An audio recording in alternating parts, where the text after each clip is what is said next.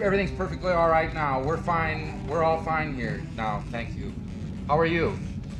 Everything is fine here on Detention Block AA23, a Star Wars podcast. I'm Mike, joined by Bogey, here to talk all things Star Wars with you fans out there. Reminder, if you're listening to us right now, hit that subscribe button, like, comment, rate, review, all the above, share. We greatly appreciate it. Any little thing you can do definitely helps us get our name out there amongst all the other Star Wars channels, which there are quite a few. On top of that, once we hit 500 subscribers, we will be doing a Theory Saber lightsaber giveaway, so you're not going to want to miss out on that. Make sure your name is public so we know whose name to enter in the drawing. These are, not your little plastic rink-a-dink lightsaber ones. These are really nicely built. Yeah, as Bogey's showing his plastic rink-a-dink one. These are really nice sabers that are good for dueling. Sound effects are awesome. The lighting is awesome. So be a subscriber to be entered in one of those drawings for the saber. There, one of them back here. So it's in a box, just waiting for us to give it away. Also, if you're listening to us right now, voice your opinions, ask us questions, all the above.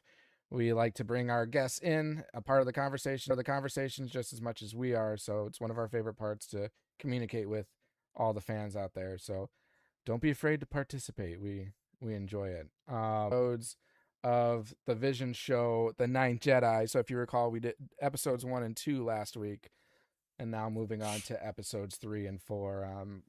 A lot to talk about today. There's, even though they were 2 short episodes, I feel like there was a lot packed in them, a lot of action too. So fascinated to dive into that a little more and get your thoughts on it, Bogey, and everything. So on top of that, going TikTok engagement this past week. Holy crap. I I don't know if you saw the latest metrics at all, Bogey.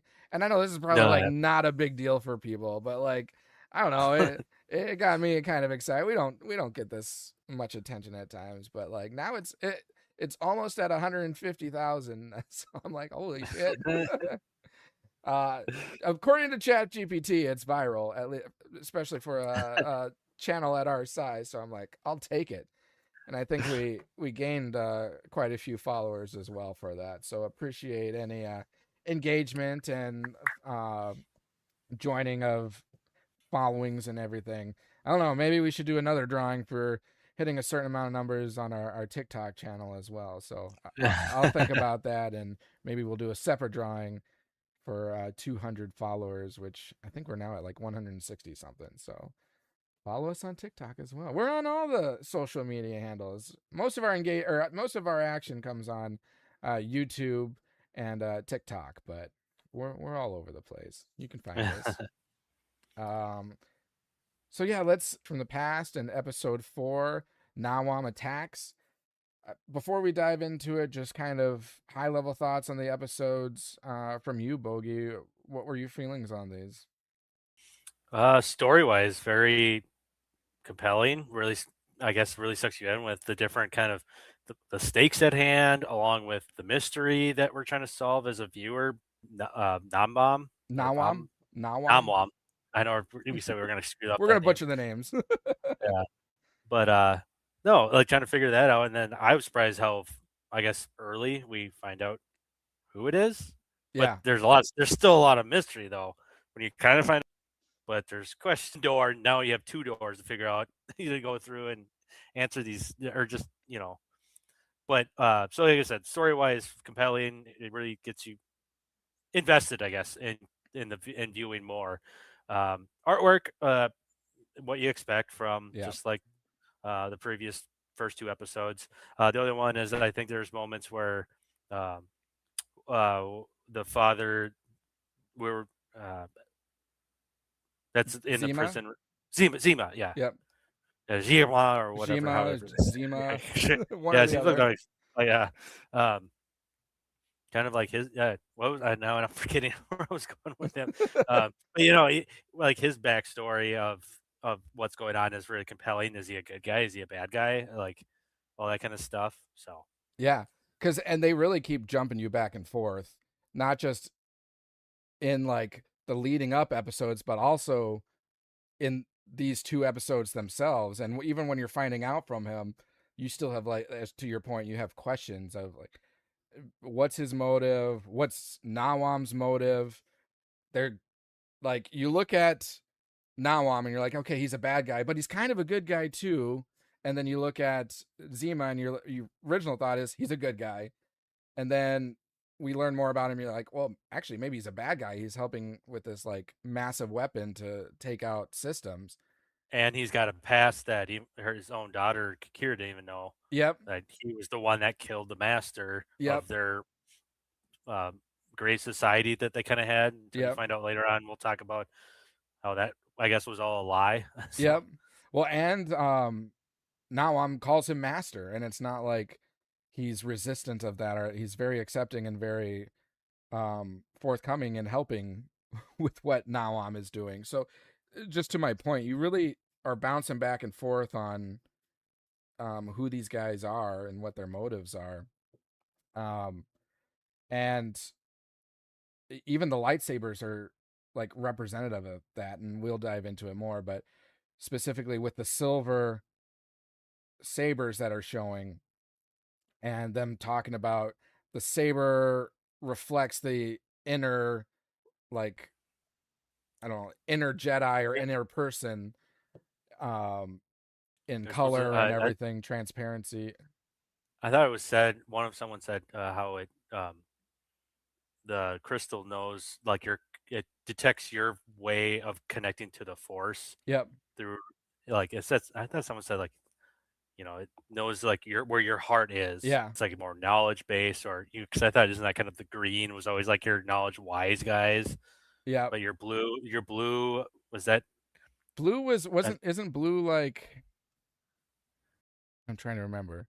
Well, yellow is more of the knowledge because that's the Guardians.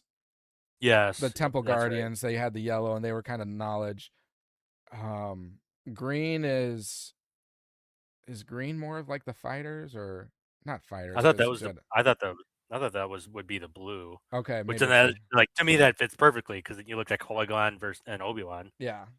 Qui-Gon seemed more of like that veteran, seasoned, knows your moves, where Obi-Wan's kind of like your brute force because he's younger and everything. But yeah, I want to. Okay, so, or no, that doesn't make sense.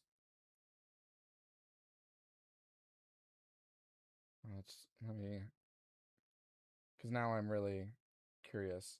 Okay, green is peace through force when necessary. Blue is justice and protection.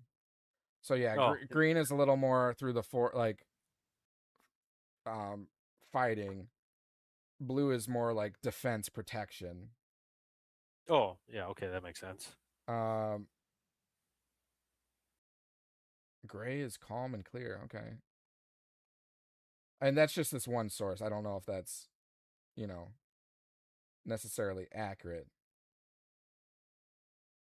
Well, if there's one place you're gonna go to know if it's accurate, it's Wikipedia. Yeah, that's where you should go, or where I should go. Mm-hmm. Let's see. I'm just trying to see if I can find anything else on it. Yeah. Green, Jedi Counselor, Blade, rely less on physical strength. Blue, strong physical connection to the Force, combat heavy. So that's kind of the opposite of what that other source was saying. Cyan is vibrant, or a variant of blue, physical strength, less likely to go into battle than blue. Yellow, Jedi Sentinel, balance between physical and mental pursuit, defenders. Orange, Jedi who only fight as a last resort, mostly mental pursuits. Purple, favor the light but can use the dark, use their power for good but can be distrustful. Red, Sith and other dark side users. So all that to say is the colors are representative of, like what Bogey was saying, your heart, where your heart is in, and kind of philosophy in the Force. And with what we'll get into, these 2 questionable characters we have, theirs are silver. And, you would expect the color, green, blue, yellow, all that for someone that's more on the light side, red on the dark side, but obviously we're not getting either one of those. So it's almost like an Ahsoka white saber type of a situation, Gray Jedi esque for this. So more to find out as this story unravels. But yeah, I would agree. I'm still very pleasantly surprised by this show. I mean, it's not going to be some major blockbuster hit, but it doesn't have to be. That's not really the intention. It's more just entertainment to me. Again, it's not canon, so it's not expanding the true Star Wars lore really one way or another. It's just another different medium to bring out Star Wars content through anime. And I really like this anime art. It's not being very like dramatic in, how you typically would see anime stuff. It's not overboard. But at the same time, it is taking liberties that it has to go extra measures, especially like in the combat where like they kind of slow down a little bit, like right before sabers clash to really get, the visual representation of what's going on, and, elaborate a little more on drama in a certain way versus just being overly dramatic. So really enjoying what we're getting through this. So what we'll do now is just kind of walk through the episode. So for episode 3, Voice from the Past, this picks up. The only thing I hate when they like re-show you events that you've already seen, especially when they like released everything at the same time. So like leading up to like the episode 3 title of this, they just re-showed like the end of the second episode, and I'm like, Yeah. it's a little pet peeve of mine. Like mostly a lot of times people are like binge watching this, so then they're just going to watch it twice in a row back to back, Right. And you're sitting there like, okay, runtime, what, 20 minutes Right. maybe? Do you have 2 minutes of credits? Because I think that's what they're usually. I have it up. Yeah, so Okay, it's like episode 4 says 28 minutes total, but let's say last 4 minutes is credits. credits and whatnot. So 22 minutes. Again, 22 to 24 minutes per episode, I'd say on average. And you're saying you have to cut a few minutes just to show what I just watched, like, so because that's what, like, some of these shows that are so short. The new X-Men animated series has come back and kind of done their, not a reboot but kind of continuation, and their episodes are short, and so it's kind of like, oh man, yeah. But when they're short like that, and then when they recap the last episode, you're like, you're taking away my time that I wanted to see new Right. stuff. Like, I feel like Dragon Ball Z is like known best for like the amount of like recapping in an episode, and then they go into the next time in Dragon Ball Z. So like those episodes are like 20 minutes long, but almost it seems like 10 minutes of it is either recapping or setting up the next episode. And this goes beyond that. Like, it's one thing to recap an episode; it's another thing to literally show you what you just watched. It's literally just copy paste, yeah. Which is what we got from the start of it. So when I say this episode picks up where we left off, it literally does. It's like scene for scene, for how that episode ends with that weapon shooting across and missing the one planet, but then causing some damage in the meteor belt or something, or the gas giant type thing, and shot off asteroids from debris and everything. That was heading it. Yep. So so this attack has really left the asteroid colony of Beeben in serious danger. The Jedi and the miners now have to deal with the immediate threat of the colony being destroyed, with Nawaam's forces closing in. So the priority now has become, let's get as many civilians. And I mean, they weren't afraid of showing some people getting smashed and everything. So there was some violence in this, and they weren't holding back. So I appreciated that. Like, let's not. This is Disney, so they have a tendency to kind of soften things up, but anime, they're not afraid. So Kara and the others are. They begin evacuating the colony. The evacuation quickly becomes chaotic as the mining facilities begin to collapse. Kara, Juro, Ethan, Homan, and their allies are working to rescue the remaining civilians, and among those is like the main Lady Tafla, and she ends up becoming trapped in the evacuation. And remind me, something was something holding her back, and then she got trapped in that, or because she wasn't evacuating right away, right? Trapped in what? Didn't she get trapped in the in, was it her palace or something like that? No, she was so which we find out more backstory. Well, Um, oh, go ahead. the master of their new order of their little part of the galaxy that everyone's came Shima killed. Um, he would go on diplomatic missions Yep. and make peace and then create trade between these different colonies of planets and whatnot. He had this ship that he would make those rounds with. That's what she was going. She's like, because Oh, they were running out of space for ships. that's right. That's right. And the meteor people or the miners, they only had so much space. They had backup coming in, but Yep. like we're running out of time. This planet is like they kept just raining asteroids. Yep. So she went to get that, but then you're right. Though there was some destruction to the building, which then like destroyed the platform she was on Yeah. when she was trying to activate the hangar bay to lift the ship up. Yep. And she she fell, and Kira just got through the door and jumped down to try to catch her, and then they had that whole rope scene that made me think of New Hope. Yeah. When Yeah. you like kind of, and they were slinging, but then they still fell. But then what's the other master's Churro? name? Churro was like he'd sense it, and he like force stopped them before, because like all of a sudden the bay doors shut, so they were stuck down there. And she made a comment. She's like, "Oh, they're never gonna figure out this place is old, and they won't be able to open it up there because the panel was destroyed." Yep. But who's was it? One of the droids? Who was? They got someone to fix it though. It They wasn't got it figured. Gramps, Oh was no it? no. It was the minor guy, Oh yeah. the lead. I forget what his He name. was the one. He was the one like playing with. I was like, well, he knows what he's doing. Okay. Can I say really quickly? You know, we were talking about like Lord of the Rings type, how we have like the dwarves here. Yeah, They're really playing in that, because did you see like the Oh, people yeah. of this town? They look like elves. Oh yeah, I noticed that. They I have was the like, pointy ears. I'm like, okay, we really are playing this Lord of the Rings game here. that's funny you brought that up. Like the whole evacuation, the dwarves, helping like the elvish pointed ears. Like I was like, what is going on here? I was like, I'm Leonardo DiCaprio from Once Upon like like whistling. Like I see that. I caught it.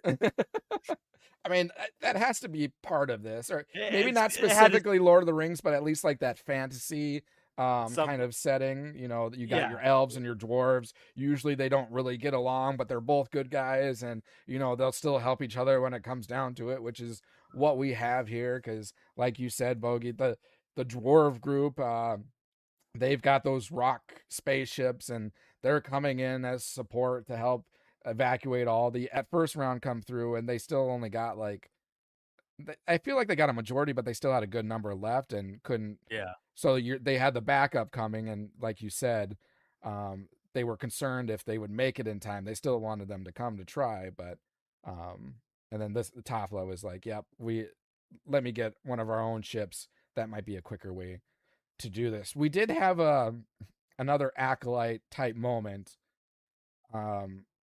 specifically when Juro is using the Force, and I couldn't tell if he was using the Force to hold up the platform to holding on to Tafla. And it's like, why couldn't you just use the Force to like pick both of them up and bring them in instead of like just trying to hold up the platform? I don't know, just another maybe nitpicky thing, but I just feel like there was a better opportunity for Force use there, and probably could have saved them a lot quicker. Anyways, that's not what happened. Kara and Tafla fall down the level where the ship is and everything. So, yeah. So this to confront the past. So as the rescue effort unfolds, the episode begins revealing what really happened between Juro, Kara's father, or Jedi Master. And this is important because Kara has grown up believing that her father committed terrible betrayal. Well, she didn't grow up believing he did terrible things, and now she's starting to speculate if these stories are true and if he actually did do some bad things. So the story has suggests that Zima murdered his own master, but obviously, as we've been kind of pointing out, the truth is more complicated than that. So we learn about Master Reno. So he's the one that Zima ends up killing. And the Jedi Order on Bibin. So after the fall of the previous Jedi Order, Reno attempted to establish a new Jedi presence on Bibin, and he took Juro and Zima as his Padawans. And Zima was kind of like the protege out of that group. He was just naturally the most talented, most gifted, and kind of became a little bit of a favorite to Master Reno amongst all the other Padawans that were there. But Juro and Zima were kind of good friends at this time. So they were. The important thing was Zima was most trusted because he started going on those diplomatic missions Yep. with him, and that's how he knew the truth, which you'll get to. No, that's a good point. That's the reason why he became like his right hand man. Yeah, it's because he knew all the dirty secrets, and that's when we'll find out, why that is. So. Yeah, and the two Jedi, the young Jedi, I should say, were very different in like temperament and philosophy. So different in skill, different in philosophy. Juro became more interested in diplomacy and working with the people around them. Zima was more focused on the Jedi's traditional role as warriors against the Sith. So he was definitely more prone to being a fighter and taking down some people in this process. Task of hunting down the remaining Sith. So he became increasingly hardened by the violence he encountered, but also stronger. His experience in fighting the Sith began. Meanwhile, Juro remained more interested in maintaining peace through diplomacy. So the relationship between the two Padawans kind of deteriorated a bit. So Juro and Zima increasingly disagreed about the Jedi, who should deal with corruption and political problems on Bibin. Because Zima, didn't he not want them to be? I thought he didn't want them to be involved in but Reno did, right? Yes, so the master exactly. wanted to be involved in diplomatic relations, but because when they actually start fighting, Zima says something like, "Jedi don't belong," and because he's probably thinking, well, he knows what they've been doing, but any Jedi that can use their powers to kind of, I don't know, in a bad negative way to benefit like kind of like Jedi's supposed to be of the peace and like saving people or defending. Otherwise, it's like don't interfere. But as we find out, he was using his skills as a Jedi to influence, what happened. So, if let you continue though, but yeah. So the disagreements of the Padawans kind of exposed the problems with Master Reno himself. That Reno was not the ideal Jedi Master that he was, and Akara discovers evidence that changes the understanding of her father. So she uncovers information indicating that Master Reno himself became involved in the corruption, and he was getting this straight from what's her name, Tafla, because she was kind of explaining the story to her as they were trapped with that ship. Am I remember that correctly? Yep. Because she had found out she was a Jedi. This random little girl just saves you using this grappling hook, but you still fall. But you somehow the Force kind of, her master up above, Force caught her, like, when they were about to hit the ground. You did use the Force then, right? The catch dropped right them, before they hit, but couldn't use that earlier. Just give them a little lift and up under the railing or whatever. Like what? Yeah. Anyways, yeah. So. But yeah, that's when because it was dark down there. She turned on her lightsaber, and that's when she turns around like, oh, "You're a Jedi." She's like, "Oh, okay. Yeah, sort of. Yeah, sure. I have a lightsaber, and I know the Force, so sure." I'd be the one to be like, "Oh, I don't know what gave it away." Me? No. No. Okay, maybe. I'd be Qui-Gon, like, maybe I killed a Jedi. I don't know. And Anakin, you can't kill a Jedi. It's impossible. I am not a Jedi. Yeah. Just use the Force mind thing. So yeah, they uncovering that Reno had been participating in illegal ore smuggling operation, and this revelation is really critical because it means that Zima's actions cannot simply be viewed as the murder of an innocent Jedi Master. So here, the people thinking he killed this Jedi Master out of some kind of frustration or disagreement, because then he kills him and then he just flees. Instead, from Zima's point of view, there's actually purpose behind it that we're kind of finding out. So So yeah, Zima confronted his master over what he had become. The confrontation escalated into a fight, like I said, and Zima ultimately killed Master Reno. But rather than being simple act of betrayal, Zima believed he was stopping a Jedi master who had fallen away from principles he was supposed to upheld. And then at this point, we also get the glimpse into the silver lightsaber, um, and so we get kind of an explanation behind it. His lightsaber changes to silver as a reflection of this state. So the moment becomes an important piece of the mythology surrounding the lightsabers in the vision of the Star Wars universe. And again, to me, it has to be just it's kind of a gray area, and which is why we're literally seeing silver in the saber. So Juro is left to deal with the aftermath. With Reno dead, the remaining Jedi presence on Beban effectively collapses. Tofla ultimately dissolves what remains of the Order. Juro chooses to protect Zima and the infant Kara rather than allow Zima to be immediately condemned. So this helps explain why Juro becomes such an important figure in Kara's life. And Kara's perception of her father begins to change. Up to this point, Zima's past has made him appear almost like a fallen Jedi who murdered his master. Now she's realizing that he's considerably more than that. There's more to the story. Her father may ended up killing someone, but the circumstances surrounding it were a lot more complicated. And this episode begins separating Zima, the man, from simplified story Kara had been told about. So then the evacuation becomes the immediate priority again. While the characters are confronting this history, the danger to Beban continues, and Juro and Quana work together to get the old ship functioning and to get everyone out. So Juro's old connection to the Jedi becomes useful. His knowledge of Reno and the old Jedi operation help him understand what they're dealing with. And the past isn't simply a backstory anymore. It directly is affecting the group's ability to survive this present conflict. And the surviving civilians are finally evacuated. Juro and the miners manage to get the people off the endangered colony. The immediate disaster is avoided, but the larger war with Nawaam is not yet to begin, essentially. And the episode ends with Kara carrying a different understanding of her father. Like I said, her perspective of him has changed. She also has to wrestle with the uncomfortable fact that her father really did kill his master, and the episode doesn't completely resolve Zima. It instead asks whether doing something terrible can sometimes be justified by the circumstances surrounding it. So, kind of to what we were talking about, like he's a good guy.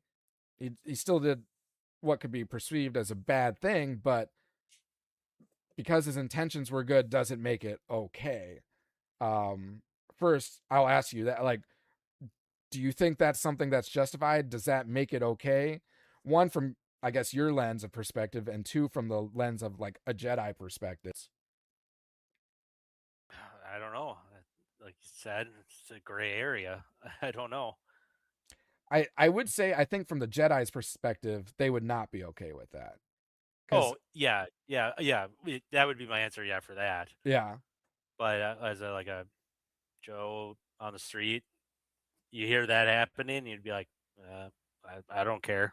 I don't like. Does a lesser evil for a greater good make for something good to do? Yeah, many times it can be. I feel like. Yeah, so it's kind of like you're like, I don't know, like it could go both ways. You can, when you look at it from each perspective, kind of like, yeah, I can't disagree, right? But I can't necessarily say I'm 100% agree. So yeah, like I said, it's a gray area. Like personally, I guess how I would kind of look at it. But that kind of element makes it really compelling, and it really makes the viewer like start questioning those things. So I think that can be very powerful when you're watching something like this. It's not, which at the same time I'm kind of like attack that view and at the same time defend it, because like I think George Lucas's vision was truly to separate like good and evil. Like he didn't really dive into much of the gray area from his movies. I mean, now that Disney has taken it, Star Wars franchise has gone in many different directions, but not to say he didn't give indication to if you're good, you don't necessarily like think about the bad, but good ultimately is good and bad ultimately is bad. And that's kind of how he represented his movies. And then with the more recent stuff, we're getting more of the middle ground stuff, and that's where you get like Ahsoka, Qui-Gon Jinn. Well, Qui-Gon Jinn did come from Lucas, so again, I'm kind of going attacking my own original comment. But the show Acolyte really plays into sometimes the bad are actually good, and sometimes the good are actually bad, and that's going like the completely opposite direction. So, just interesting perspective that we get sometimes. Mm-hmm. Anything else on that episode 3? You were just going to say something, maybe. No, I would add when his saber turned silver or gray, whatever. There was that scene though, because I think he was dueling with his own, homemade saber. Yeah. And they said the sabers Shima makes, he makes specific sabers that have the ability to detect your connection to the Force. That's how when they found out, or like episode 1, was that the Visions? That was Anyways, the first episode from Visions was when he was created. yeah. Yep. When they thought it was all a bunch of Jedis, they turned their lightsaber on and oh shit. Whoops. So, I'm in the wrong place. I came to the wrong meeting. So, but when they like both were like same time, they're both holding each other's lightsaber. His lightsaber was going blue, red, blue, That's red. right. And the master was like, "What is going on with your lightsaber?" And he goes, "I don't know." And where he had this like kind of the artwork is that where it was a little unique, kind of this internal meditation thing, and it seemed like a crystal or something, and it was changing colors, and all of a sudden it pans out, and then his lightsaber starts changing to that translucent gray or silver. So kind of me is like, was it turning blue, red when he was fighting his master? Because his hand was on it. Okay. Yeah, I'm glad you're. Because I'm guessing he was dueling with a saber that's not like the one Shima makes. Because there was something about he makes specific, like his sabers are special because it does that. Was he fighting with an old saber from the past that, you just put a kyber crystal and, that's the color you get because that's what it told you at the time. But you get what I'm saying? So. Oh yeah, I absolutely do, and I didn't skip over this because I think this is very important, and it's actually symbolic for what we find out later in this episode and episode 4. When I saw that, it made me. I think it was turning red because of the master. Reno was holding it, and because it wasn't that color at all when Zima was using it, even though he might have been getting like frustrated and showing him signs of, maybe anger or whatnot, but it still didn't turn red until the master held it. So I think that's symbolic, saying, all right, the bad guy is actually Master Reno. It's just not being reflected in his saber, to your point. So I 100% think that was what it was, not turning red because of the actions that being upon and everything. Yeah. But that's not to say it's not possible that it was reflecting, because he's about to kill him, which is a very dark side thing. So it was, someone could easily interpret it as well, being like, no, that's actually showing that even though Zima falls under this category of this Force, like more light side, maybe middle, the actions he was leading up to that point were turning or pushing him more to the dark side, to the red. So I think that is completely valid as well. It's just as good as a point. In my head canon watching that, my interpretation and what I feel is that it was because of Master Reno holding it, giving the viewers the indication, okay, watch this guy. He's something to be concerned about. So, no, good point. I'm glad you brought that back up again, or not again in the first place. Yeah. No, I just want to make sure brought up because to me I was like, whoa, this is yeah. And it was kind of funny when they kind of had a stalemate, grabbing each other, striking there, so they each have a hand on each lightsaber, and then they just stop and look at each other as it's like glowing. They're like, oh, what's wrong? What's happening to your lightsaber? And they're just like, oh, I don't know. I'm just sitting like, this is kind of an awkward stalemate. Yeah. Like, you guys are trying to cut each other's heads off, and also next thing you know, you're just like, oh my god, Right. look how cool that looks. Focusing on it, they want us to focus on it as well. So yeah, I just found that I don't feel a little kind of just like, whoa. yeah. Like, okay, dude, it's like, get over it, staging color, like, Right. Well, like, because at first for a hot minute I was like, okay, is this fight over? We're gonna talk about what the hell happened to his lightsaber? What's wrong with it? And then that's when I forget how they get pushed apart, and then that dark translucent then happens to his lightsaber or to Shima's. So yeah, but yeah, I want to bring that up because that scene kind of stood out to me. And for sure. The other thing that's worth noting in this episode, not to jump too far ahead, but they also had a little Easter egg in who was watching, which got revealed further in this next episode. So there was a kid that was, I mean, there were many people observing what was happening, but they kind of zoomed in. I think they were like the kid and like two other people in the background, but they were really more focusing on the kid. So that'll be important coming up here.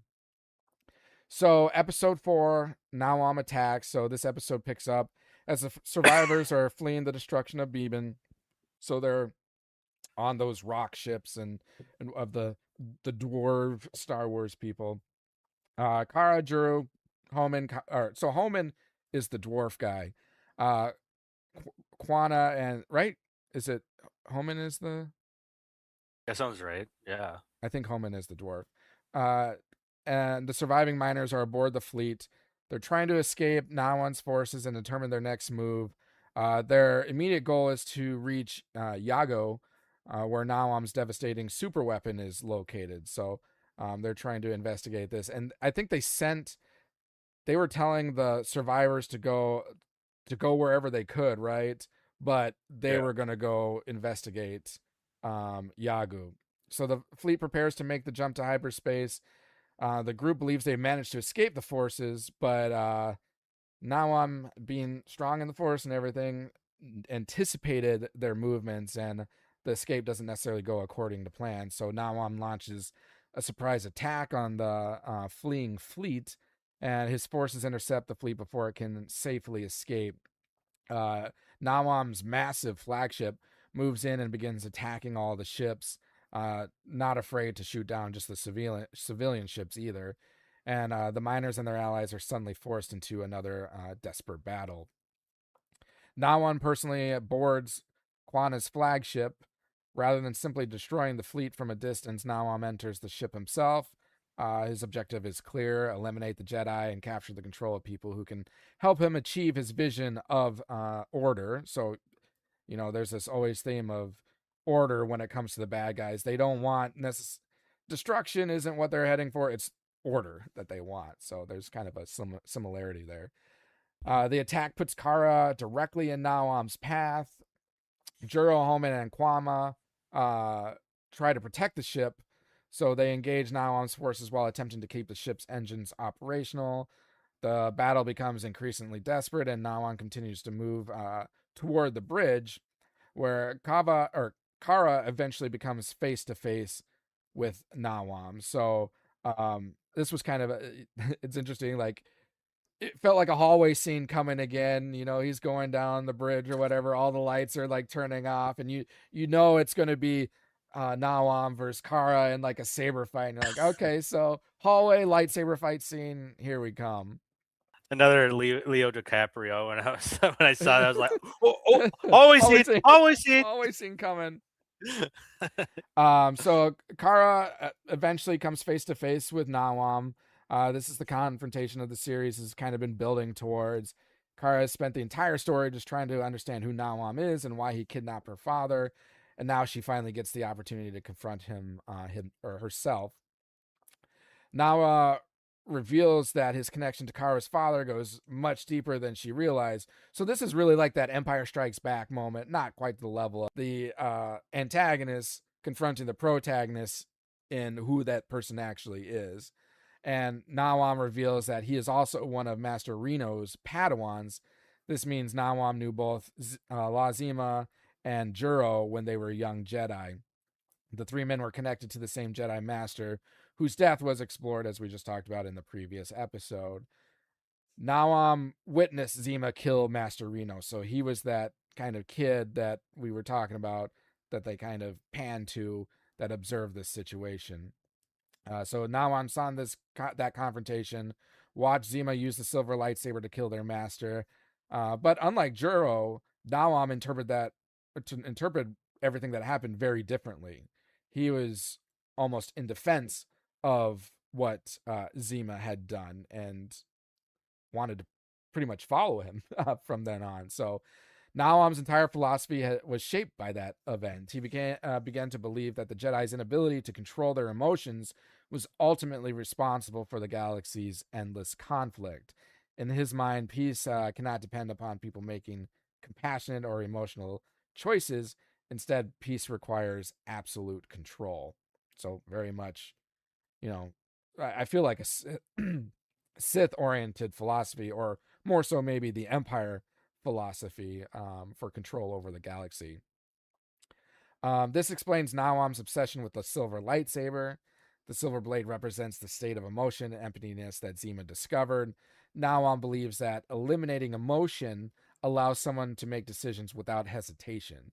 So that's why, like, his character is really, we were kind of talking about how he, like, gives off this, like, calm presentation. Like, he can be destructive and violent, but his demeanor is very, like, focused, calm, almost slow in his presentation wise. But that's all a representation of his philosophy, that you got to eliminate emotion to make the right decisions, which, in many ways isn't far from the truth. Like, you don't make good emotions, or you don't make good decisions when you react emotionally. When you're composed and, you kind of allow yourself to think through the situations and stay calm, that's when you can react more properly. So you can't disagree with him there that much. So yeah, his goal is essentially to create peace by removing the freedom and emotional uncertainty that he believes causes conflict.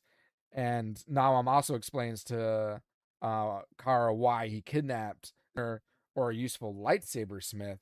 Nawaam wants Zima because of his unique understanding of lightsabers and the Force. More importantly, Zima is directly connected to the philosophy Nawaam has built his entire life around, and literally wants him to be master, calls him master multiple times. Nawaam believes Zima bears responsibility for what he became. From Nawaam's perspective, Zima's actions after Reno's death helped set him on his current path. Nawaam sees himself as someone trying to finish what the previous generation of Jedi failed to accomplish. And his methods are horrific, but he doesn't see himself as, like, simply evil either. Just kind of necessary, I guess you could say. Kind of like Thanos, just pretty much a Thanos type character. Mm-hmm. The episode reinforces the series' central theme, that good and acolyte kind of perspective. Nawaam isn't presented as someone who simply wants power for its own sake. He genuinely believes that his authoritarian vision can bring lasting peace. And the problem is that he's willing to sacrifice individual freedom and countless lives in order to achieve it. Juro arrives, just in time to protect Kara. Juro confronts Nara directly, and the two former Jedi finally face one another. Their confrontation carries additional weight because they once shared the same master. But nonetheless, Juro and Nawaam engage in lightsaber combat. And the fight demonstrates that Juro remains extremely capable. But Nawaam, however, is just extraordinarily powerful. Like, no matter how capable Juro is, Nawaam is just that much more. Their battle becomes a clash not only between two lightsaber wielders, but between two completely different ideas of what the Jedi should be. Kara's emotions become a problem during this confrontation, so hearing Nawaam talk about her father and Master Reno causes Kara to become increasingly angry. And her anger and desire to protect Juro definitely affect her in battle, and kind of makes her a little more sloppy, which is, again, going against Nawaam's philosophy, and it pays a price ultimately. So Juro is forced to divide his attention between fighting Nawam and protecting Kara, so he's battling two things at the same time. Nawam takes advantage of the distraction and lands a devastating blow against Juro, and Kara essentially wounded. Pull a whole Obi-Wan Kenobi or Yoda when they pass away in terms of just kind of disappearing. So it becomes one of the more emotional moments of the series. However, it is important to mention right before he mentioned, "I have something for you," and it was a lightsaber that Zima had constructed. So it's one of those like Silver Saber-esque things that she gives him. So even though you lose Juro, Kara gains something here and gains additional motivation, essentially, and maybe an upper hand in the type of saber she now has. So Kara fights back against Nawam, and despite her grief and anger, Kara refuses to simply surrender. She uses the Force and her lightsaber against him. And in the chaos and confrontation, she manages to damage and destroy Nawam's lightsaber. Meanwhile, the story returns to La Zima. Zima is still being held and prisoner aboard Nawam's forces. Ethan eventually helps him escape, and Zima realizes that Nawam's plan has reached a critical point. Zima explains why he allowed himself to be captured. His capture is not simply a failure. Zima hoped he could reach Nawam and somehow change his former fellow Padawan's path. So he was kind of playing along, I guess, then, just to play the long game in terms of converting him back to Zima's philosophy, essentially. Pulling him back from the dark a little bit. And he feels responsible for the role he played in shaping Nawam's worldview. I mean, who wouldn't?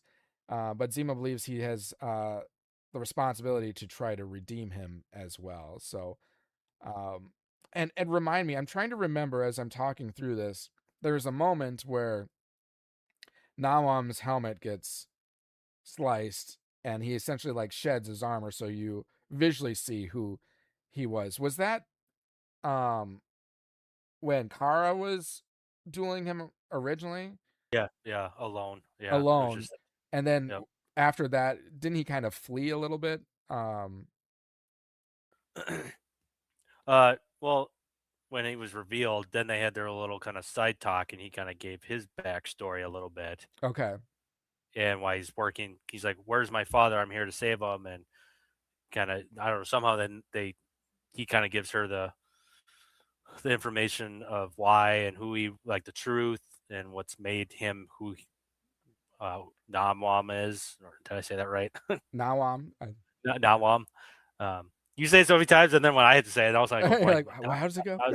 Is it not?" And I don't even know if I'm saying it right. That's just how I'm saying it. But then I think they start dueling again, and I thought he makes a distraction, and that's where Juro comes into Yeah. the fight and kind of saves her, and but then he says something again, and then she gets pissed off. Then they're just like both kind of going at Namwam Namwam. So Yeah. And I remember during that striking blow, because something with her feet movement was like a little sloppy, and I can't remember if she was like slipping or something, but she was like going low, and Juro was high, and he was like paying attention to kind of her, and then that's when um uh Nawam got him right into like the pec area or whatnot with his lightsaber. yeah, because he was about to defend, Yep. and then I can't remember if something was said or because he was trying to tell her run, Yeah. and I like trying to push her away, and then I don't know whatever happened that like she was going the other way, but then she like turned around and started screaming like she was gonna strike Nawam, and that's when Joro like was like about to defend or something. She comes running right by him, and then that you said his mission kind of protect her. Yeah. So all of a sudden like his focus with the Force, they always say like Shifted. Mm-hmm. they kind of like they try to predict on their lightsaber fighting kind of one with the Force kind of projects you know what the next move is going to be, so you know how to defend it type of thing. I felt like that, like also for him, like turned off because also all attention became to her Yeah. and her safety, and I think that's when his guard was down and he gets then stabbed right through the chest. Yep. So Okay, exactly. So then going back to Zima, so now we're at a point where he confronts that Sith warrior guy, Gano, I think it is. Um, so the escape that Zima's trying to take is interrupted when Sith warrior Gino arrives, and Zima is forced to fight rather than continue trying to reason with Nawam.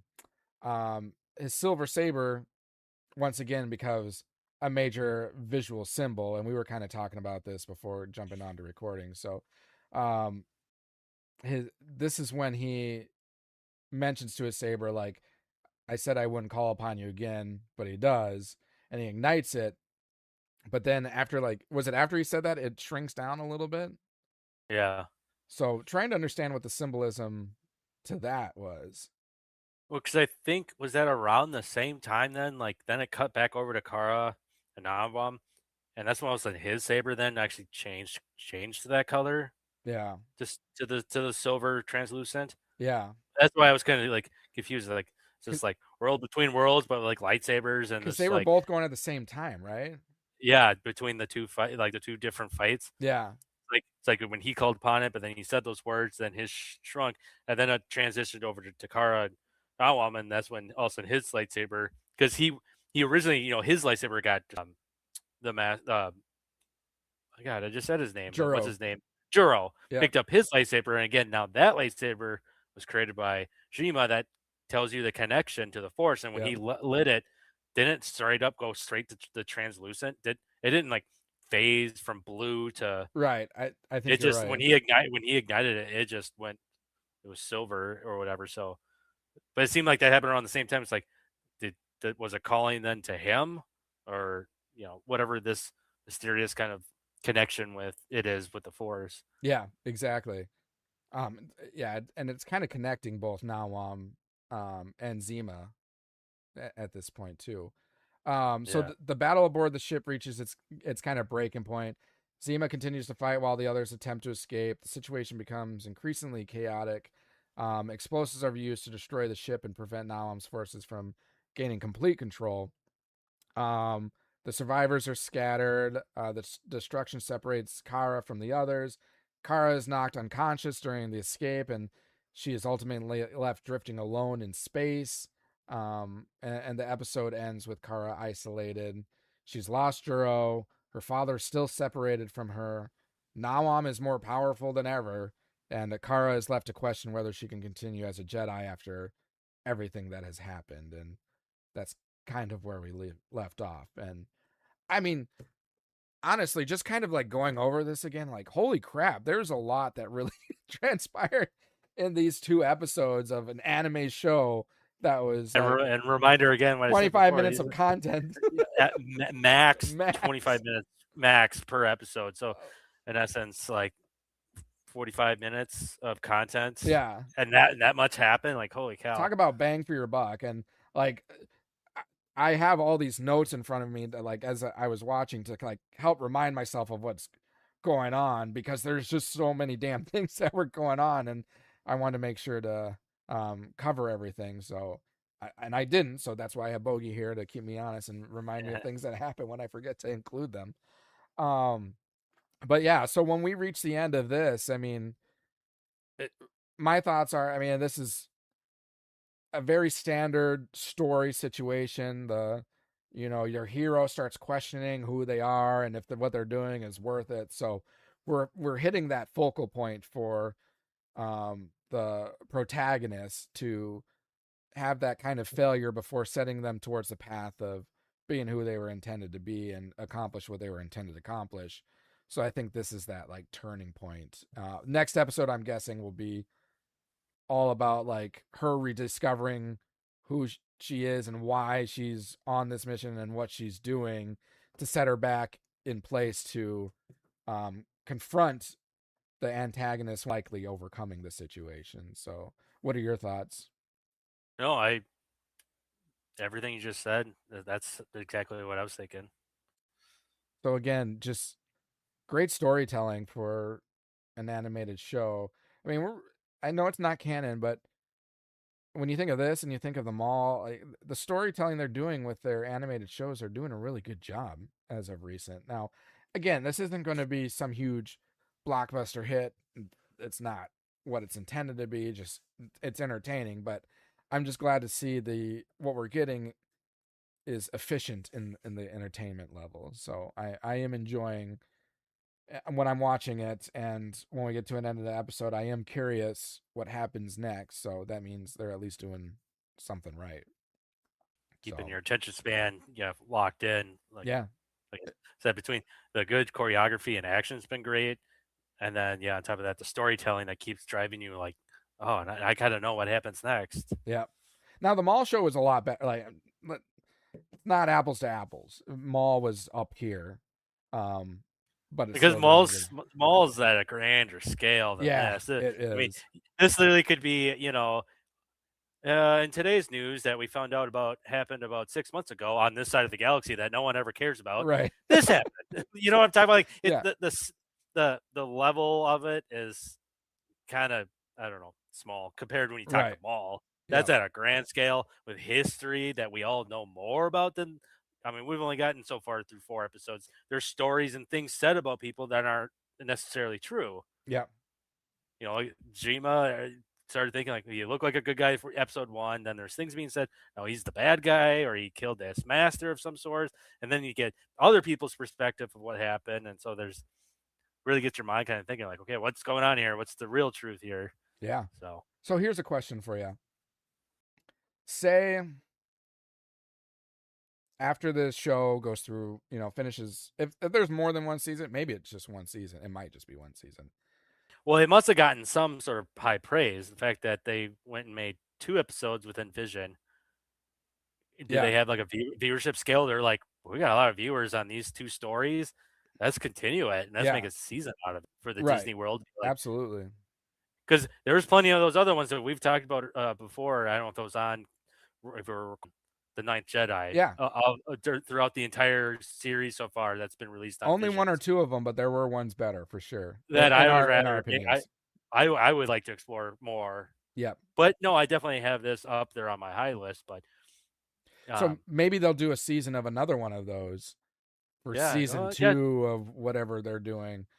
I would be okay with that. But my question is, so when this is all completed, however many seasons they do, whether it's just this one, say like a year or 2 after that, they come back and they're like, all right, we're going to dub this as canon because of the setting. And they've even explained in the show that this is sometime after the Jedi and Sith.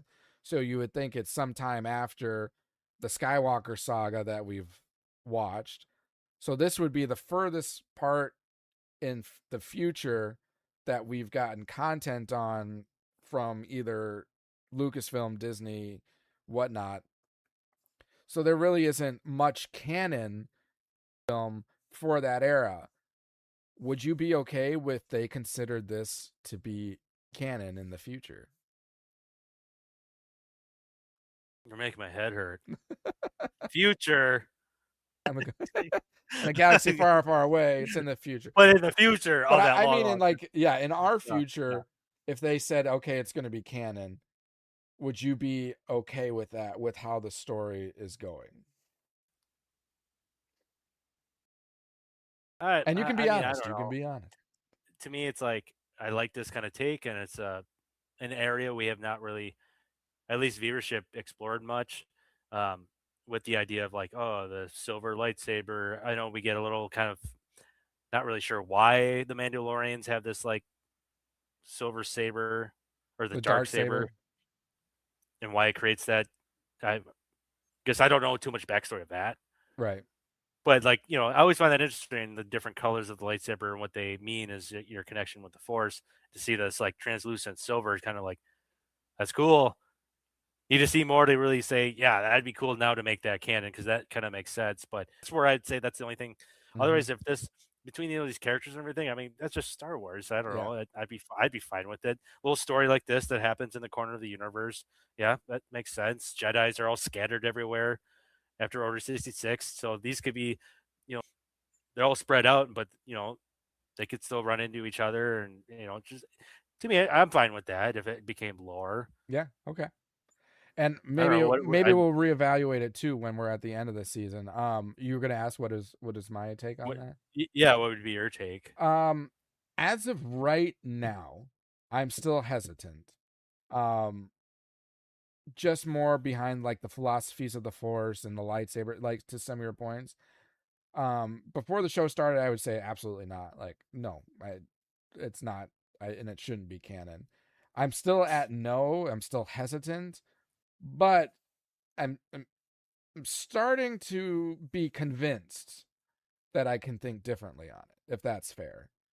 So that's why I'm saying let's reevaluate it at the end of the season or at the end of the series or whatnot to see how my thought might change on that. But um, I think it's more just the storytelling that's convincing me more that it would be okay, and especially since it's in a time frame that we really haven't much content. So like at this point, Yeah, exactly. who That's cares? It could be a sub just far away story and not really impacting much and whatnot. But it's just more of with the Ahsoka show, we've introduced a new galaxy. So who's to say this story isn't taking place on that galaxy? You know, so it's like Marvel, and you've got Earth 616, and you've got Earth whatever. You've got different multiverse. The philosophies and physics behind the Force are different in one galaxy than it is in the galaxy we're used to. So there's ways you can.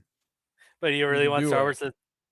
No, I don't want multiverse Star Wars. I do not want. Yeah, that's what I'm saying. Look how well that's working for Marvel right now. But they've already kind of done that with the World Between Worlds. They've not the same thing, but it kind of is too. It's like it's an opportunity for like an alternate universe, alternate ending type of thing. So I don't know. I'd be careful with things like that. Unless they used it to wipe out the sequel trilogy. No, I'm just kidding. And bring back the Luke, Han, and Leia interactions that we wanted to see, where you had all three actors still. Yeah. And you had not one scene where all three were together. Like, biggest blown opportunity I've ever witnessed. Just like, what the fuck are we doing here? How do you not have all three of those people in one scene? Never. You need to have all three of them. You need C-3PO, R2-D2, probably Lando, Chewie, like all of them. And then the Millennium Falcon. And Millennium Falcon. Just have them all in the Millennium Falcon for one scene. That's all I was asking. All I wanted. Nope. We were having family problems. Family drama over the holidays led to where we were at. We couldn't get it. Now we are going to have to probably rely on AI and CGI to get us what we wanted. And it just won't be the same. It won't be the same. Lost opportunity. We'll never have it back. Never have that opportunity again. Anyways, so I will kind of wrap up from our Visions talk. With that, looking forward to watching the next 2 episodes, and we will talk about that next week. The only other they talked about 4 things that are announced and confirmed for 2027. So we've got Ahsoka season 2, obviously. We have Starfighter that we've talking about, the movie. We've got the 50th anniversary showing in IMAX for A New Hope. And then we have season 2 confirmed. I mean, we knew season 2 was going to happen for the Maul show. I just didn't know when it was going to be released. That season 1 was released, that type of stuff. But I didn't know if it was going to be 1 year or 2 years. So I'm happy to see that it'll be next year that we'll get the next season of Maul, because I'm really, really, really excited for that. And I'm really excited for Starfighter. So some cool things coming in 2027 to watch. And I'm sure they'll have another Visions or Ninth Jedi or something of that nature, because they've been doing something like that every year as well. Maybe even like a Tales of Jedi, Tales of the Empire, something along that line too. Cool. Well, that's what I am type of a thing for today. Or the only thing I prepped was just blind rankings. Oh, you have a blind rankings. Yeah, that and I did a little extra homework. Ooh, what was your extra? Second chance, Watching it? watching it. Yeah. Okay. You watched the solo movie a second time. Thoughts? Uh, second Verdict? time viewing. Second time viewing. Maybe I was a little, just only a little too hard on it the first time.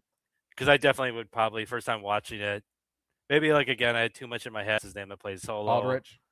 Yeah, and then there was like bad, bad directing. I don't know if there was an original director that ended up getting fired, and then Yeah, Ron and Howard. then Ron Howard ended up doing it. So there was all these breaks, and just like it seemed like production was just a mess. Yeah. So maybe I had too much in that head, making me think like, yeah, that scene it makes sense why that was kind of because the production itself was just all over the place. Yep. Making different cutscenes with cameras and kind of like, okay, choppy, a little, not very fluid at times, but so I'd say recently probably 3 popcorns out of 10. Okay. First time, second time I'd upgrade it to a 5 popcorns Okay. out of 10. There was just things that just it was just a little too much and too corny and um, like getting like don't really care, but we have to find out, I guess, the backstory of like every little like thing Han Solo has. Yeah. Like, oh, I wonder where those dice come from. Well, you really don't know where they come from, but I guess they're just this good luck charm he brings everywhere. Right. Okay. Where he gets his blaster. Well, nothing fancy. It's what's his name? Woody Harrelson's character. Yeah. Just they're on fire, just here, kid. Yeah. It's like Like, when I okay. get that where he kept calling him kid. It's the same way Han Solo always kept saying it to Yeah. Luke. And I was like, at one point, I'm like, okay, yeah, we get it. All right. Like, and it's the same thing. Like, it had to be said. I know for sure the guy that plays Solo said it 2 or 3 times. I don't know if in general it was said multiple times was, I have a pretty good feeling about this. I was like, I would be the guy that feel like, all right, we get it. You don't want to say the other word. Like, we have a bad feeling. No, we have a pretty good feeling about this. Like, all right, we get it. You have to keep shoehorning that in. Like, okay. Yeah. And then I wanted more of a, I don't know, it's just like lame way of like, how is he named Han Solo? And it's when he just enrolling for the Empire, he's like, Han, okay, what's your last name? Last name? Like, oh, where are your people from? I have no people. Han Solo. I was like, oh, give me a break. Like, that's how he gets Solo? Is some recruiter guy or at the desk? Like, oh, you're by yourself, huh? Solo. Like, oh, God. So is that like at the level of Finn getting the name Finn because he's FN Oh, yeah. whatever No, number? no, I'd say this is FN 287 or something like that. This is a little lower. Okay. Finn actually kind of like it's kind of I don't know. You see those nicknames when they have like their it also turns to like, hey, that kind of rhymes, kind of makes a name out of it, And it makes sense because the Empire they want to take like the personality out of the stormtroopers. They just want them to be troopers, and a name kind of gives a person a personality and characteristics when they don't want that. So no, that makes sense. And then like there was I don't know if it was before this movie was made, but if I read it through different media sources or if it was through Wikipedia at one point, and they might have taken it down after the movie because it wasn't necessarily canon. But I heard there was a story of how Han met Chewie, and is that he was doing these like kind of smuggling tasks and whatnot for the Empire, and it's when he had to make a run, drop off or whatever to the Death Star, and comes through whatever confrontation, and finds out like all the Wookiees from Kashyyyk when they were like at the end of they were imprisoning all of them, and what they did because they were so strong was doing all the heavy work slavery on the Death Star.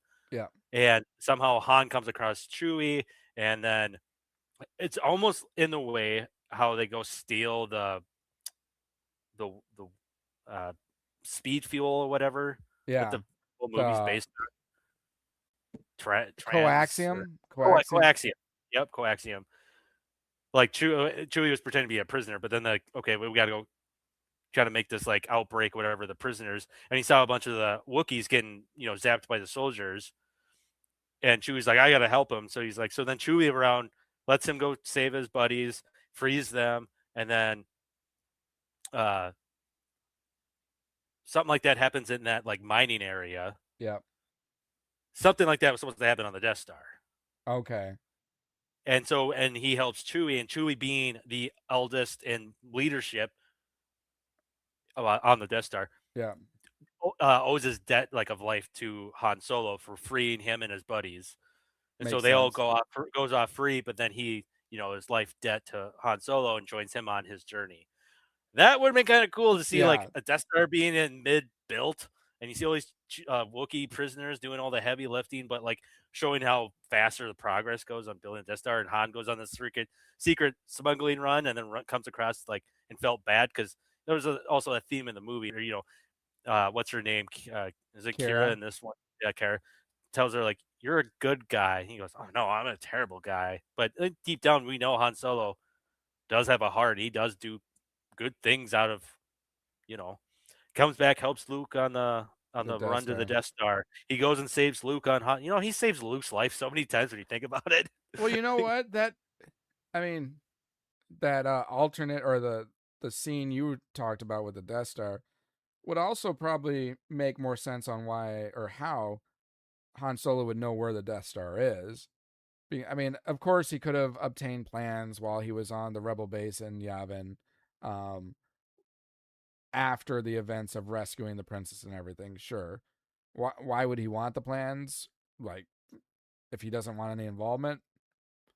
So if he didn't want the plans and didn't get the plans, him showing up at the Death Star, he had to know somehow where it was. If he's been there before, maybe, and smuggling stuff, he would have an idea of where that Death Star is. So that would make sense for that as well. Mm-hmm. Not that anyone is ever really questioning how did Han Solo know where the Death Star is in A New Hope. I don't think I've ever heard or seen anyone propose that question. But did he know that was the Death Star? He didn't know that was the Death Star. When he during the Death Star run? Oh no! Oh, well, I was gonna say, well, he would know where it's at because they got captured, or they went there first. Yeah, but they weren't like. Oh, I get that's true too. Good point. That just defeats that whole thing because they were going to Alderaan. He knew they were going to Alderaan, right? Yeah, because I was like, he would have to have known where it was going. Yeah. Because that's right. Because he was at the mission briefing, but then that's when Princess Leia like, "Oh, cut and run, huh?" And he goes, "Yeah, well, I came here for what my reward. Got you to safety. I'm out." Well, and he knew that, so it had to be near the Yavin system because it was going to destroy him anyway. Okay, so just because that's when they were planning on the run. But anyways, never mind. Erase everything I just said. Yeah, that's what you said. You had me on to keep you on your toes. Exactly. Or you're keeping me on my toes to make sure I'm listening here. Yeah, because after it's being built, then it's just going system to system because it can fly. It's not just a battle station. It's also, it's a ship. I always would have been interested to see, like, because part of me was like, it's got to get from star system to star system to destroy these certain planets. How the hell you see all ships? You see their like burners just boom, and then they take off into hyperspeed. Yeah. What the hell is that on the Death Star? I want to see like is there like a bus? It's like a propulsion system. When it shoots the laser, it can. Nah, I don't know. But it doesn't make any sense to me on how that thing can fly, but it can, and apparently jump into hyperspace. So I always like that too because they totally try to because all of a sudden, they're like. But then when it actually cuts, the Death Star is just kind of like creeping around the moon or whatever, like trying to get like in locking range. Yeah. But it's like you never saw it just like, actually fly in. It's just already there. It's just like, oh, okay. Right. We just tell it like, oh, Death Star's now orbiting this planet, and all of a sudden there it is. It's like, oh, you didn't even get to see it fly in. Which just goes back. Something we've expressed before. If we're being critical of like newer Star Wars stuff. I think we've always been critical of all Star Wars stuff, even the original trilogy. What separates the original trilogy is like the storytelling and everything. And but there are things that are easily questionable in terms of like whether it's physics or probability or things that make sense that are logical or not. And that's one of them. Like, why is the Death Star flying in? If it can coordinate where to go, why doesn't it just hyperspace to right next to the planet so then it can blow it up? Okay, we're gone. Yeah. Instead of let's arrive and wait for the rotation. We got to orbit around this moon first Yes. and get it. It's like, why did you just like time it where you just avoid that moon and now you're in range like immediately? Yep. So there's things we can question and be critical about original trilogy, but it doesn't impact how much we love those movies. So, and we still got to give it credit. I'd say it's still though, like back in its time. Yeah, like I've seen like even like older Star Trek is a little cringe just because now you can make it CGI and the space battles look really nice. Mhm. Back then it was all like models that were just flying on string. Yep. At times, so the effects though, you got to say for George Lucas was amazing for its time, and I think, yeah, there are moments, but for the most part, it still stands pretty well till today. Well, and I would say, I'm guessing because I wasn't, I wasn't of this age back then, but I feel like people these days are more critical of movies and content than they were back then. They were more just okay with just being amazed by what they were watching versus nitpicking everything. And, why would it be that way? They were more interested in the storytelling and the product they were getting versus all the fine details of everything. So, right. Blind rankings. Yeah, sure. You sound so enthused. No, I was just trying to think if there was any more I would say about Solo. Oh yeah. Oh, continue. That bumped it up to a 5 from a 2.5 or whatever 3 I had it before. I mean, between that, so there was. I think we were speculating something about a black hole in this movie, in this one. Yeah. But it was during the only thing was just like this parsec run. Yeah. And they were initially getting chased, which to me still doesn't make sense, but okay. Like escape from this black hole because it said within the parsecs, whatever is like, or where planets have collided and maybe suns have collapsed and there's black holes is what what's the droid L3 was trying to tell the story, why there's only a certain path that you have to go that's safe around everything. But yeah, when they were like flying away to like why are we flying into it, Han? And he goes, oh, it's okay.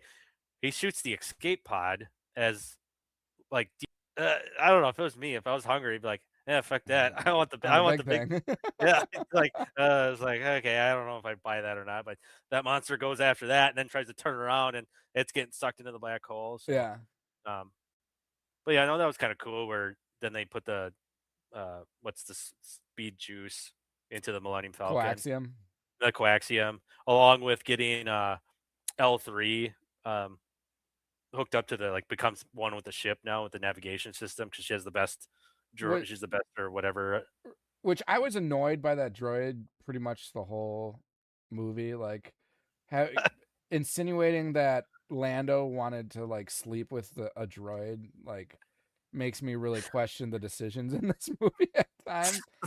My vision of Lando is that, in my opinion, that was all the droid's thought and never an idea or even a glimpse of an idea in Lando's mind. No. I like how she texted even Kara or Kira, whatever. It was just like, sometimes because she was calling out, she knew oh, you're Lando or Solo. It's like, I can tell he loves you, but you have another motive that you're worried about and blah, blah, blah. But you want to protect him. And she's like, how you kind of confronting him. It's like, well, how do you know all this stuff? He's like, because I know Lando. He wants all over me or something like that. Wants me. He's like, but I'm not. It's like not giving in, but it's kind of showing off. See, I can lure in the best, and I can just say no, type thing. It's like, oh, a little sass there, droid. And then there's one point then talking about not really, I don't know, not procreating, just having sex. Okay, let's call it sex. And Kira actually says wait, so you can do that? And she's driving the Millennium Falcon. Her head just turns back and goes, and then she goes back to flying. Yeah, wasn't it more? It was. She's like, "How does that work?" And it works, or something that. Yeah. Yeah, and then I was annoyed. But you're kind of that. It was a little annoying, and then you're kind of okay, she's just showboating and everything. And they go, oh yeah, all the guys want me. Oh yeah, type droid. And Lando the whole time just kind of looks at her yeah, it's just a service droid. I mean, he was really just service droid. Yeah. service. He was gladly like volunteered her to go help assist on the mission and Yeah. everything. Well, he just stayed back doing his own like Yeah. memoirs or whatever, just talking into his little thing. I was like, stupid. Okay, so someone who's too into themselves, clearly. Yeah. Um, but I think the guy that played him did a pretty good job. Oh yeah, Glover. Glover, yeah.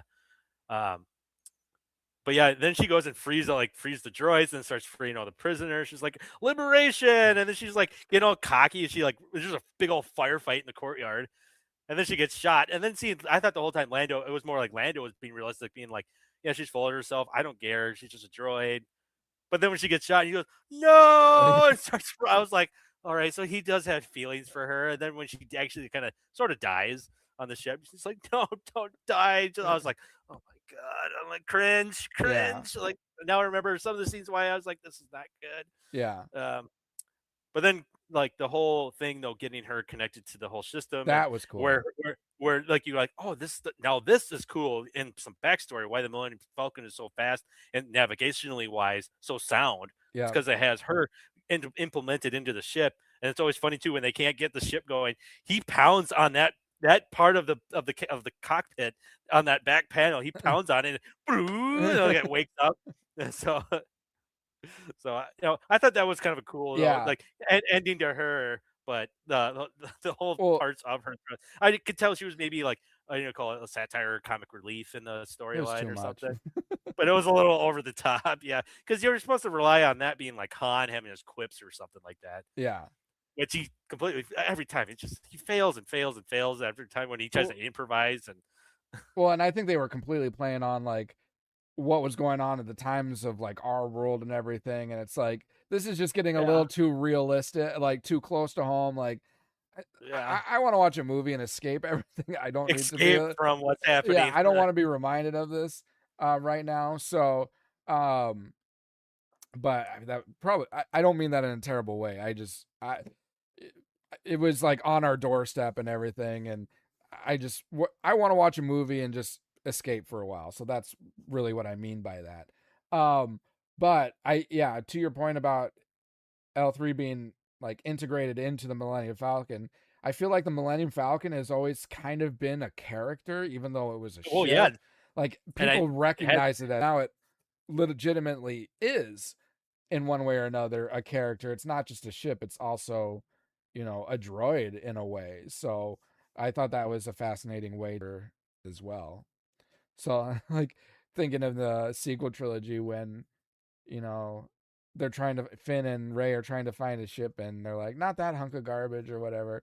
So like L3 is just chilling in this Millennium Falcon. I mean, probably powered down, but like there's L3 just sitting in the docking or shipyard essentially, rusting away. It's kind of another rusting away.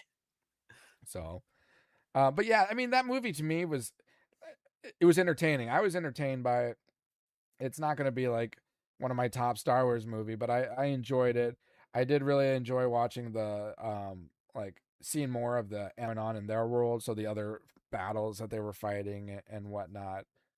So I was entertained by that and seeing kind of sparks of literally they talked about like the spark of the rebellion and the little events that were taking place that lead up to the big rebellion in the original trilogy. So anything else on Solo? No, it's too bad. I mean, I like the introduction too, now being kind of already introduced to them more so in like other content that came after this, but like the crime syndicate and the Pikes. Yeah. And how this whole, because we get that in Book of Boba Fett, they want spice. That must be, is that spice another means of fuel? Well, it's a drug. It's a drug. Yeah. It has other purposes and uses, but yeah. So I might be. It's like a level of currency too, in a way, for like crime lords and stuff like that. Okay, because I didn't know if that was because I know Dune spice is also a form of like resource of some sort, and I think maybe I'm thinking of that's used for fuel to travel. Yeah, so primarily it's a drug, or yeah. That's why I'm thinking it was a drug, yeah. A source of payment or whatnot. More so in the underworld crime syndicate stuff.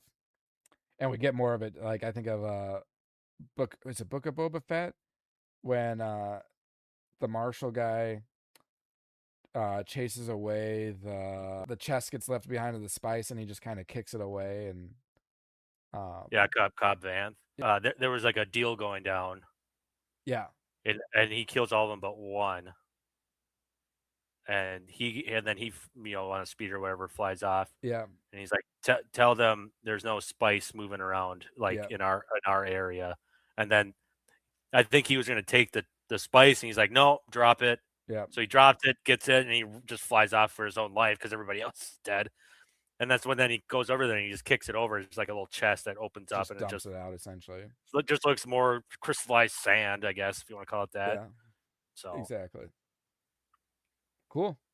Yeah. So, but overall, yeah. Take back my mean remarks, but they were still like again, the acting was still, and I get it now, more backstory. Like, yeah, the directing and producers, it was just, it was a really messy job.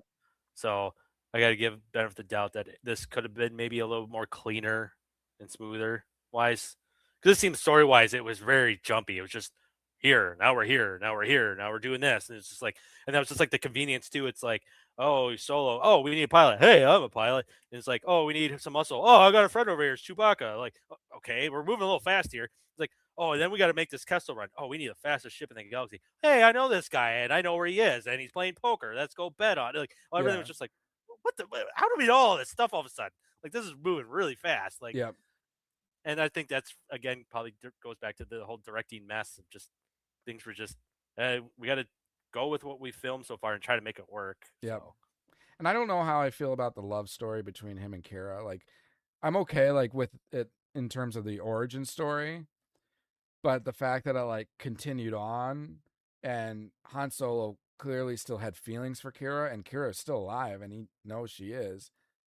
And, I mean, it was prior to A New Hope, but it's not that far earlier than A New Hope. So it's like, when he meets Leia, since we don't have the filler information yet, like, was he still in love with Kira too?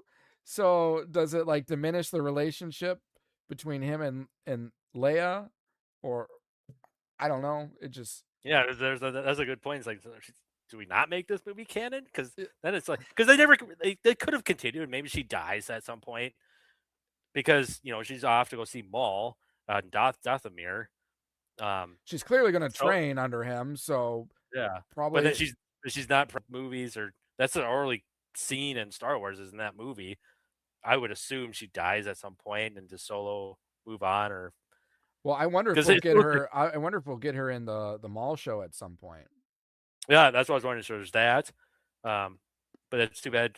Assuming they're not going to have any sort of continuation from Solo, is not happening. I would assume, unless they integrate it in some of these other shows. But okay, yeah, I don't think they're going to have another movie based on. I mean, I know they had talked about a Lando movie, so maybe there would have been continuation there. Because we had already been introduced to Lando's, a Glover's hit version of it. So we probably would have got a continuation of some sort, got more story on Kira and whatnot. But they're not doing, at least my understanding is they're not doing that anymore. So I think they would maybe integrate it into like the Maul show or some other content that they're working on. But I don't think we'll get another movie. Yeah, it just seems like, I mean, hopefully we dive more and more and more as the Maul continues, hopefully, with multiple seasons of his, like, kind of, his crime syndicate and all that, kind of like during that era of Star Wars, during that, or that timeline, I guess. I want to say. Because, I mean, it's got to be early, because Han still, like, looks and wise. So I would say there's still, like, from the end of that movie, there's got to be another 15, 20 years, maybe 15 years until something like. Well, how old do you think Han Solo is with Harrison Ford in A New Hope? I would say he's like 20s. I would say 30s. Really? That'd be my guess. Because Leia is like 17 or 18. Yeah, well, don't start there. I mean, we can say Anakin and Padme. I mean, I guess that was a huge age difference. Little boy. Oh, I those are cringe moments too. In the clone or Attack of the Clones, right? You're a strange little boy. He's like, oh, Annie, I remember when we were just a sweet little boy. and you're Anakin over here. It's like, damn, I've grown up though. We want a bone or something like. And she's just looking at you like you're just a little kid she used to babysit or something. You're right. Han Solo is about 32 years old, or roughly 29 to 32. Hey. So how old? He just has that look, Han, or Harrison Ford at that time, a little rough around the edges, seeing some stuff where this actor in Solo still looks little rookie. Leia's 19. Well, Luke, why am I? I'm an idiot. I'm looking up how old is. They're freaking twins. Duh. So Luke and Leia are 19, and Han Solo is between 29 and 32. Man, this franchise kind of dips into some questionable things at times. Not just droid and people, but we're rocking the cradle a little bit, ladies and gentlemen. Could be worse. Could be Game of Thrones and a lot of incest. Well, that's true too. That's true. Now that when that started diving further and further into Game of Thrones lore as the seasons progress, it was like, holy shit! You're sleeping with your aunt, you're sleeping with your niece, you're sleeping with oh, Jesus! Like there are no boundaries. Yeah. Oh goodness. All right, so are we ready for? Yeah. Blind rankings. So your topic today would be a droid you would want to be like your sidekick, your partner, your companion, similar to like R2 has been to like Luke, even Anakin before. I don't want to give off too many examples, but I'll give one more. Like BB-8 is to Poe Dameron. Okay, so who would I want my sidekick droid to be? Kind of your sidekick, your friend, your best friend, your someone you would cry like Lando did when L3 died. Who would be my Lincoln? How about that? There you go. Yeah, there you go. If Lincoln was a droid, R.I.P. Lincoln, who would he be? Okay. Or not who would he be? Blind rankings of what this would be. Yeah, number one would be like your all-time. That's want him. Yeah. And fifth would be like your least preferred. Yeah. Not saying it would be a bad choice, but right. But I'm going to hopefully trick you, maybe. That's the name of this game, really. It's like your number 5 will be your number 1, and you'll be like, damn it, why did I save number 1 for last? No. Yeah. All right, so first option we have Chopper.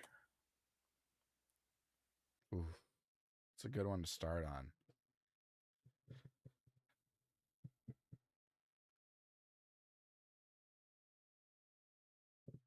I'm gonna put him at 2. I like Choppers because he's like a smart ass. He's like really violent and death. He's good at killing. All right, I haven't seen enough. Is he kind of like the R2 with a little more? Oh, he's like he's nicknamed like the murderous droid. Just watch like Rebels. All right. He's mischievous. All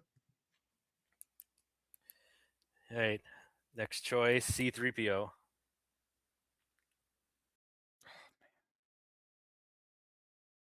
Four.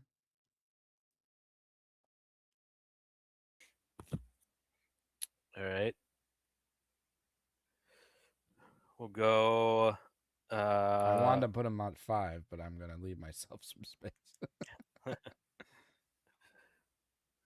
We'll go with from the Mandalorian series, IG-11, or was it IG? The IG unit is it? IG-88 or IG-11? I think it's 11 because 88 or that was the one from Shadows of the Empire and the Bounty Hunter, right? Yeah, he was the bounty hunter that you saw in Empire Strikes Back. IG-11. Yeah, IG-11's from Mando. IG-88's the other one. So yeah, we had it right. So I'm specifically saying 11. After he figured out it, after his altercation, not the murderous one mission, when he gets what's his name? Reprogrammed Quill. Him. Yeah, Quill. Yeah, that version of IG. 11. Man, I would have rather had him than C-3PO.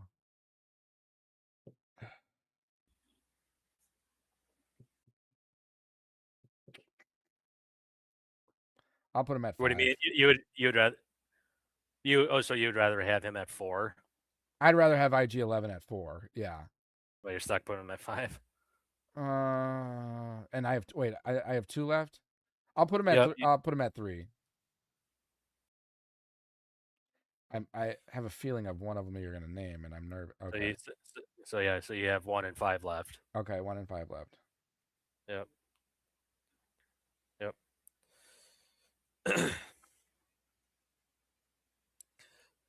Next one, K2SO. I knew that was gonna be one of them. Now I'd rather have him at 3. Who's gonna be your last one? I'll put K2SO at 1. I thought you were maybe thinking I was just gonna call a specific one you were waiting for.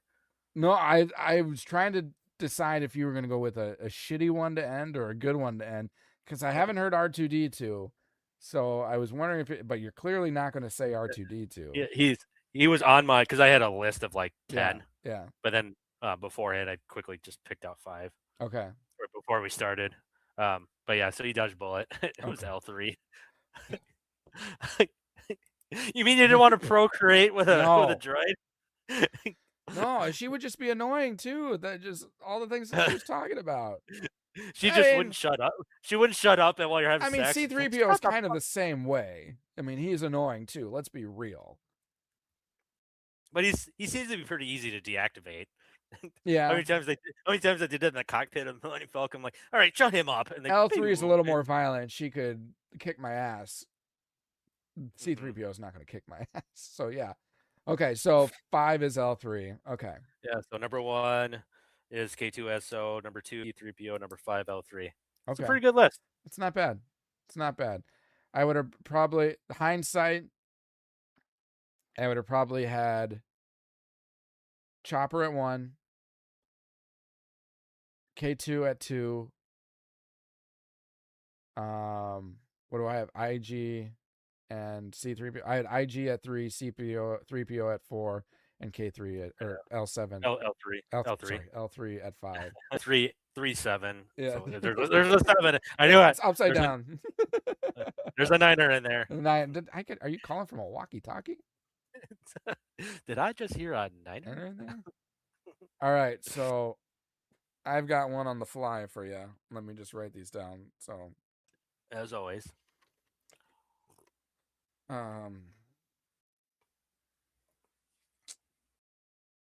What is that called? Oh yeah. Okay, so what yours is, you're using a helmet or mask.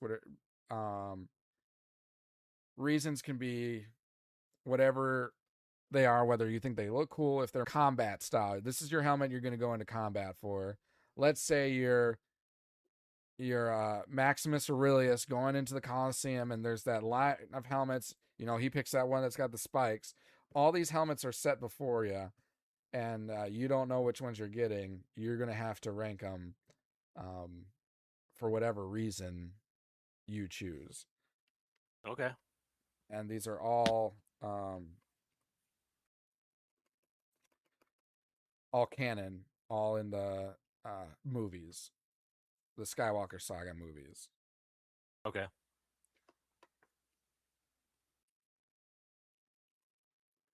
So, I'm just figuring out what order I want.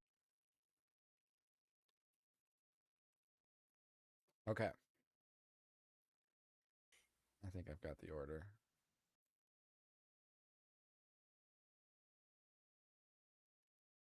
Oh wait, that one isn't a movie. Okay, I got to change one. One was from a show. So let me change that one really quick. Okay. All right, you ready? Yep. Your first one is Kylo Ren's helmet. I knew that was coming up. I was like literally staring at the helmet behind your head. Oh, really? Yeah, I was like, I bet that will be on the list. And I was thinking that was the only one I thought about. And I was like, God, where would I put that if that was the first one called? The voice is menacing, but the helmet itself, I don't know other people like it. I don't know what your quick thoughts after I put it rank it. But honestly, for like a villain helmet, yeah, it was like I said, menacing at first, but then later, like halfway through the movie, I was like, it's just trying too hard to be Darth Vader, and it's just not working for me. So I'm gonna put it at 4. Okay. All right. The next one you got, Stormtrooper helmet. What's the point of these? They don't do anything. What's the point of wearing this armor? What's that Family Guy, right? Yeah. What's the point of wearing these? Or even Luke, and he's like, he gets it, but it's like, I can't see with this thing on. But granted, it looks like there's good, cool ones. I mean, 501st count as a stormtrooper, or No, that's 501st. that's a clone trooper. That's different. This is the standard. Oh, that one, just that one. Because then you've never seen a POV what it looks like through there. I feel like you've seen it in some content. But then you're saying, are we just basing this straight off just the Skywalker? These are all helmets from the Skywalker saga. So we're saying right now we can't make anything canon off like a cartoon or something. Right. Okay. Yeah, that'd be. Oh man, what are you gonna put something worse at 5? Yeah, fuck it, 5. All right. Your next one is Mando. Fun. I figured that. All right, your next one is the Bush helmet, if you know what that one is. That's the helmet Leia wears in disguise in Return of the Jedi. Oh, God.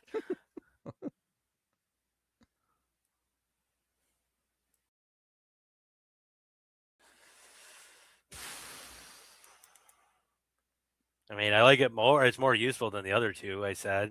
The lower. So it's 3 or 2. Yep. Yeah, put it at 3.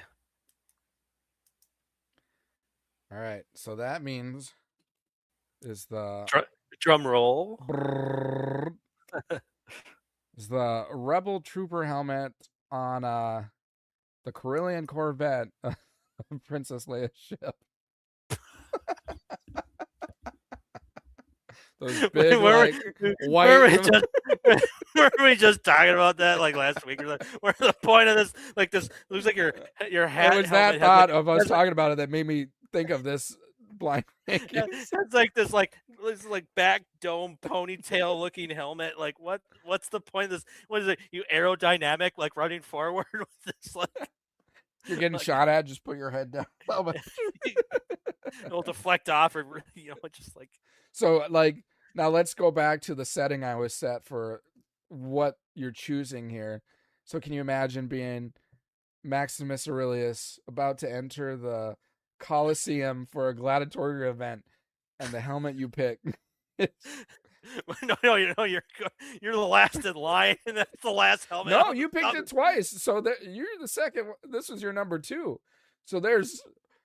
I was just picturing like everyone's just in line as you got your helmet, and like you're the last in line. You're like, what the fuck is this? And that thing's the only one left on the shelf. Everybody else is running out with badass helmets. You're like, I'd rather not have it. And imagine you run out because you're last in line, so you're the last one that comes out of the gates. Everyone's just laughing at you. Are you not entertained? Yeah. Are you not entertained? Don't kill me. I'm innocent. But in this scenario, since you picked it as number 2, that means if there's 5 gladiators going out, the first person picked the Mando one, then you have the pick of the litter, and you're picking the Rebel. I mean, talking about like again, the scene was just like stormtroopers always getting shot, even though they're wearing armor and everything. Like, what's the point of we wearing this? No, that's a question for the rebels. What's the point of that helmet? Like, it doesn't make any sense. No sense whatever. Which is the same thing. I think a few episodes ago we discussed about I forget why I brought it up, but the I think one of the guys was dressed as that when we went and saw the Mando Grogu movie, cosplayed as the guys the in the Death back Star. at the Death Star when they had that weird like beak and what I was like. Can you see even shit out of that thing as you're pressing all these buttons to like fire the It's laser almost beam? like the same concept, except it has a mask and it's painted all black. Otherwise, like from here to here, it's like the same thing. Yeah, why are you even need those helmets for like a Death Star operator? It's like just imagine you have to always have it on. Head's like propped up because it's like the back end is stuck to the it's like propping your neck up. I can just imagine being offered the position. You know, you're going through a job interview, you get presented the offer, you're going in for your first day, you're going to the Death Star, and they're like, all right, now here's your standard Imperial Death Star operator uniform. You've got your shirt, you got your pants, and here's your helmet. like well, what? Why am I wearing this thing to be a Death Star operator? Okay. They're just mass producing these things? That's odd. Oh gosh, good stuff. It's always good to have these blind rankings. It's a good way to end things out. So that was fun. All right, so on that, I will wrap this episode up. Again, thanks for listening to us. If you are listening to us still, make sure you hit that subscribe button, like, comment, rate, review, share, all the above. We greatly appreciate it. When we hit 500 subscribers, we will have a prize giveaway. We will be giving away a Theory Saber lightsaber. It's one of the good ones that it works for dueling, has good sound, has good lighting, so you're not going to want to miss that. But make sure you're public. Your name is public on YouTube, so we know whose name to enter into the drawing. So looking forward to having that. And again, if we continue to see the engagement on TikTok, maybe we'll have a drawing for that as well once we hit 200. We're at 160 something, so growing there from a previous posting. So thanks again for all the love and engagement on that. Otherwise, we look forward to next week.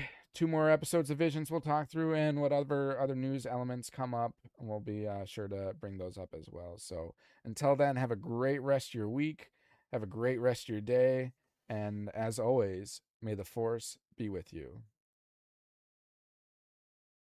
Thanks for calling. This is Han Solo, and I'm going to be keeping you company for the next few hours right here on the Midnight Shift. Something's telling me